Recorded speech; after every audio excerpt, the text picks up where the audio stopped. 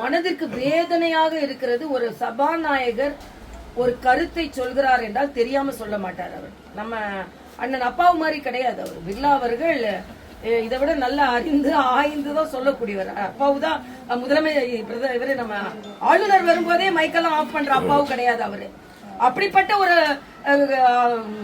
இது ஸ்பீக்கரை வைத்துக்கிட்டு சபாநாயகரை வைத்துக்கொண்டு நீங்க ஓம் பிர்லாவை பத்தி பேசுறீங்க. முதல்ல அதுவே தப்பு.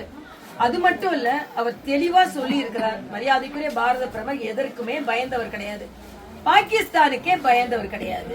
இன்னைக்கு ட்ரம்ப் பத்தி சொல்றாங்க.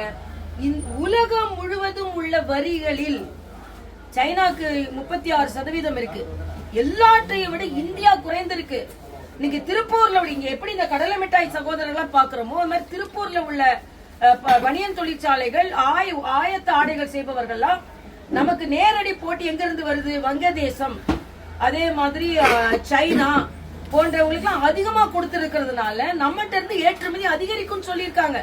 ஆக இங்க உள்ள ஆட்சியாளர்கள் அதை பத்தி எல்லாம் கவலையே இல்ல, குறை சொல்லிக் கொண்டே இருக்க வேண்டும். ஒட்டுமொத்தமாக சிறு தொழில் செய்பவர்கள் எல்லாரும், ஏற்றுமதியாளர்கள் எல்லாரும் மகிழ்ச்சியா இருக்காங்க. ஏன்னா நமக்கு போட்டி நாடுகளை விட நமக்கு வரி குறைக்கப்பட்டிருக்கிறது என்பது.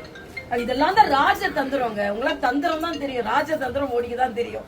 அதனால சும்மா இதை பற்றி பேசிக்கொண்ட 125 நாள்னா உடனே ஆரம்பிங்க, மக்கள் பலன் பெறட்டும்.